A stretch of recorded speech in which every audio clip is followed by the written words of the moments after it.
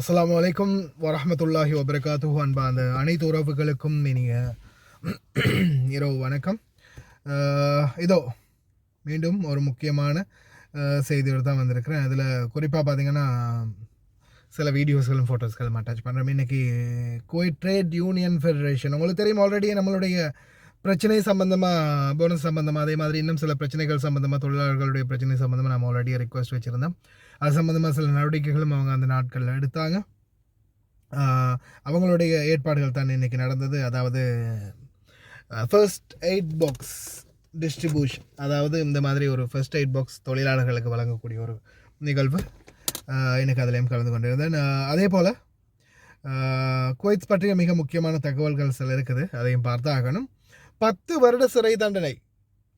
இங்கே சைரன் அடிக்கலை, இங்கே கரண்ட் இல்லை, இங்கே அந்த மாதிரி இருக்குது, இந்த மாதிரி இருக்குது.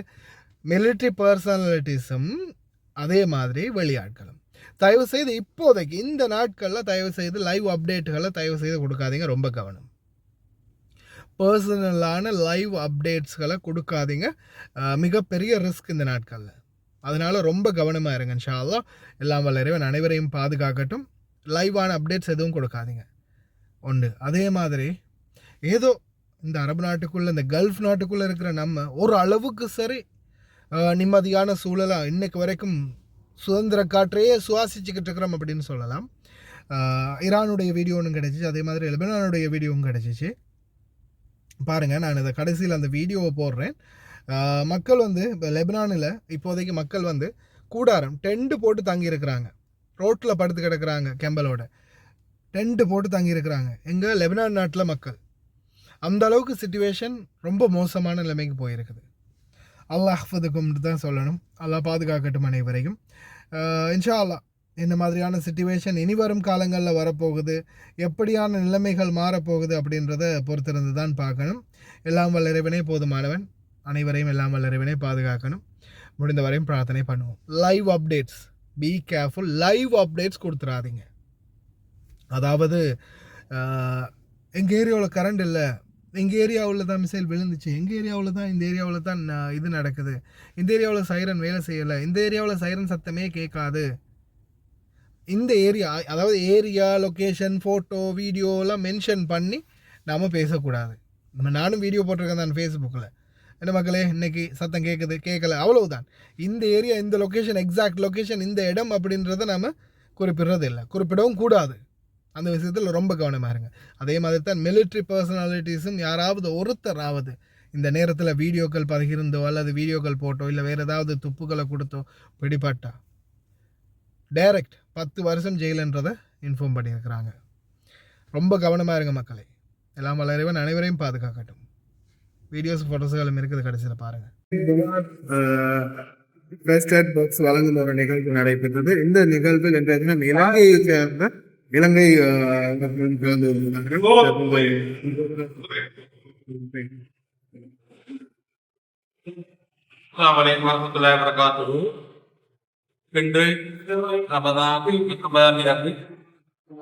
குவைத் நாட்டில் நடக்கும் இந்த பிரச்சனைகளை அவர் வரவேற்பீர்கள். அதை நோக்கமாக கொண்டு அதற்கு உதவி செய்யும் நோக்கத்தோடும் குவைத் ட்ரேட் யூனியன் ஃபெடரேஷன் அமைப்பினால் ஏற்பாடு செய்யப்பட்டிருந்த முதலுதவி பெட்டிகளை வழங்கும் நிகழ்வு என்று நிகழ்ந்தது. இவர்கள் இங்கு வசிக்கும் அனைத்து மக்களுக்குமான இவ்வாறான உதவிகளை செய்து கொண்டிருக்கிறார்கள்.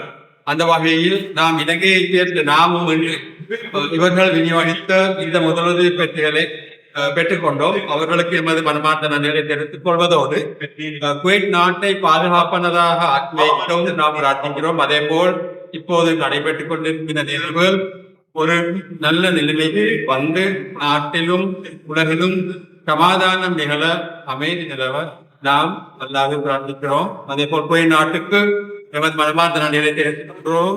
அதே போல் குவைத் ட்ரேட் யூனியன் ஃபெடரேஷனுக்கும் எமது மனமார்ந்த நன்றிகளை நாம் இங்கு தெரிவித்துக்கிறோம். هذا القانون يوجب على المخاطبين سواء أفراد عسكريين أنهم ما يسربون وأيضا اللي هم أشخاص آخرين أفراد عاديين أنهم ما يسربون ولا يصورون ولا حتى يتكلمون، يعني حتى لدرجة أن القانون ما تحدث فقط عن الوثائق الرسمية أو حتى البيانات، تحدث عن المعلومات. يعني اليوم أنت سامع سالفة من موظف في وزارة الدفاع أو في عسكري في وزارة الدفاع أو حتى الحرس الوطني أو حتى في وزارة الداخلية، والله الترسانة موجودة، والله عندنا هالكثر، والله عندنا عدد المصابين هالكثر، صفارة الانذار ما اشتغلت، والله احنا الباتريوت ترى ناقص عندنا. هذه ترى حسب ما هو وارد في القانون معاقب عليها.